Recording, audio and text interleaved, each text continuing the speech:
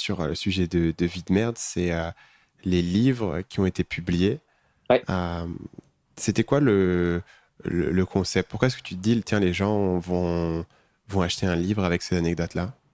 ouais, c'est vrai que très vite en 2008, on s'est dit, franchement, j'adorerais offrir Vie de merde à ma grand-mère. Je pense que ça pourrait lui Ouais. faire plaisir et que ça pourrait lui faire rire. Mais le problème, c'est que offrir un smartphone ou un ordinateur, c'est pas très pratique. Hmm. Donc, on s'est dit qu'un livre, ça pourrait être beaucoup plus cool.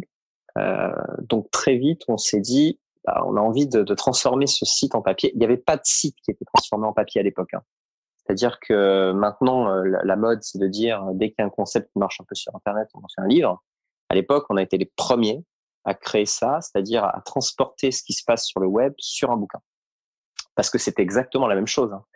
Moi, j'ai écrit à, on va dire, 10-15 éditeurs.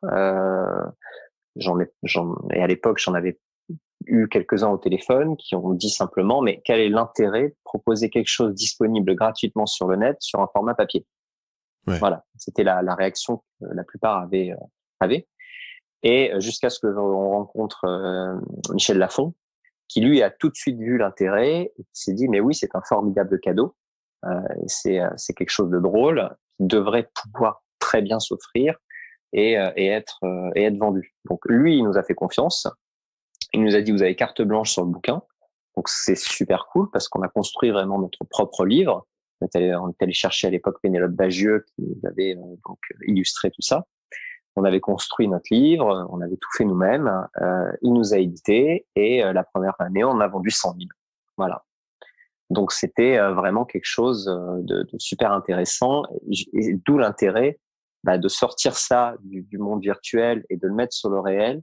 Ça a permis à plein de gens qui adoraient le projet, qui adoraient VDM, qui se retrouvaient dedans, de dire lors d'un cadeau, regarde, j'adore ça, tu devrais Hmm. regarder, tu devrais lire ça. Donc beaucoup de gens ont commencé par le bouquin, d'ailleurs dont ma grand-mère. Et après, ma grand-mère a acheté un iPad et elle est allée sur VDM. Ah, c'est drôle parce que du coup, ça fait effectivement un cadeau dans le sens où si VDM, c'est un truc que moi je regarde tous les jours, ça fait partie de ma vie et c'est Voilà. en fait un truc super personnel. C'est ça. Comme ça fait partie de ta vie et que tu adores ce truc, tu as envie de le faire partager et de l'offrir. Donc, en général, tu donnes à tes potes. Ton pote le met dans les chiottes parce que c'est super bien pour lire quand on est dans les toilettes. Et après, comme ça, ça permet de faire un cadeau Hmm. sympa et, Ouais. tu partages un petit peu de ta vie. Et en général, le pote après derrière, qu'est-ce qu'il fait? Il va sur VDM et il fait la même chose.